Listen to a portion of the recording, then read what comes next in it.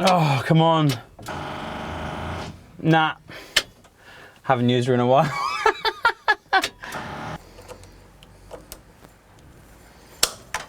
Oops. Is it charging? Yeah, this looks great. Brilliant. Okay, yeah, it's doing a charging thing. Magic. Perfect. When I came back from Australia, we noticed checking out the iced coffee market, and you go to Sainsbury's and they have this stuff called camp coffee, which is like this chicory coffee, almost like an essence or an oil that you add to cold milk. I fell in love with it because I love their brand, and then found that they did a tea towel and bought it on eBay. I don't know how many they've got left, but I think this is pretty rare, but it's proper old school and beaut. These are just some press clippings, some stuff of Susan and I in the Evening Standard. This is Bournemouth Echo stuff. Some pretty horrific photos of us, to be honest. I mean, what am I doing? Like, hiya! It just looks terrible. These were some initial designs that we had done. This was on the side of one of our 1 litre cartons that we did. This is my wife's work. This artwork here, this really beautiful, bold stuff is done by a guy called Carl Stimpson, who's a really good friend of ours, and his style helped us kind of devise what our brand looked like. So this is his work, and then this is my favourite piece, which is this stuff. And it's just solid and beaut and just looks really kind of sexy on this wall. And then the best bit about our office is our ramp, which I still haven't ridden properly yet at all.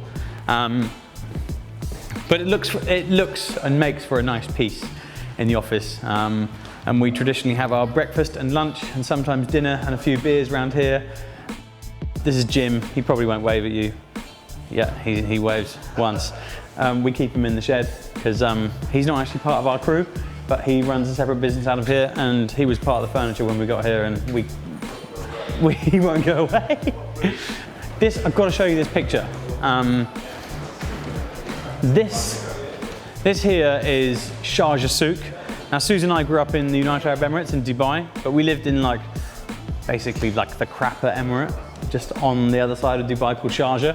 And this is where we used to spend a great deal of our time as teenagers, because it's a marble floor throughout, so we'd go and skate it. But this is just takes you back to a little place of nostalgic warmth and heat and no worries. You get your pocket money every Friday, and that's all you have to worry about. And then it kind of takes everything away, which is lovely. This is my, excuse my French, shit heap of a desk. That thing up there, that iced coffee there, that's the Farmers Union. That's the coffee that I had in Australia that I fell in love with. Met a dude who was doing some cold brew coffee concentrate that you just add to milk. Such an insanely tasty drink. The Albion Racing Club, really, really nice spiced malt. These guys do road trips all over the place. The Sandow's coffee cold brew guys, these guys are up in London just killing it. They're like the most insane cold brew coffee dudes. Pearl Jam, just stuff, nice stuff. And then my desk is just a complete mess.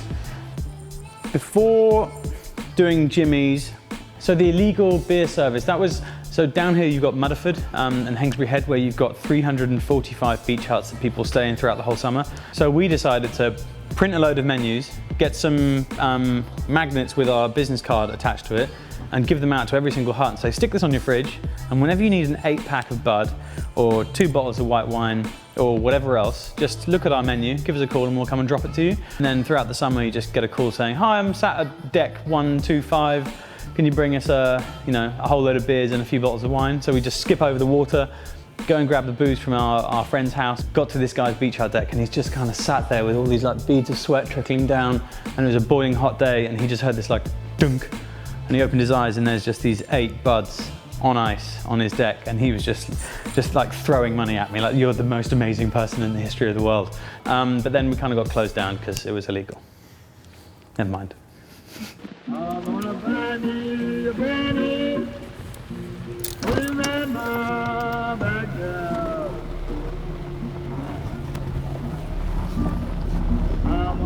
We are going to go to the beach because the beach is the best, and sunset. Sorry, my darling. Sunset on the south coast is the best. I think there's been quite a lot of surf recently, which I've missed out on.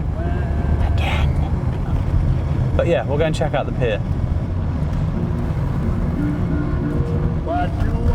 If you can see that every day, you'll be quite a humble person, and not being able to measure something, I think, makes you a very grounded person, because you are stripped of all of your, I don't know, pride and all of your like pretense that you're some kind of amazing person, and you actually go, well, actually, I'm very, very insignificant, and I mean absolutely nothing, and that makes you, I don't know, just puts you in your place.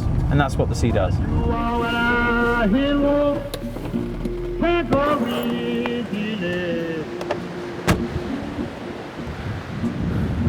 Life is really short, and you should be able to take moments out of your day, at least, to, whether it's 5 minutes or an hour, to just go and get a little bit of your own time. And I think nature is one of the best ways of doing that. And whether that's the beach or the forest or a massive vantage point from a high rise in town, whatever, there's got to be something where you can just go take a break, rather than just have like building smacking in your face all day. Yeah, this is going to be mega. I'm just wondering whether the Southbourne cliff top would actually be even better place to get. Yeah, we'll maybe drive back up to the cliff top. I think that might work.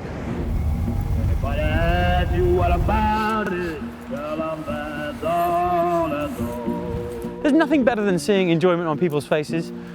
That's way better than any kind of anything else, really. Seeing people enjoy something that you've offered to them or given to them or whatever is nice.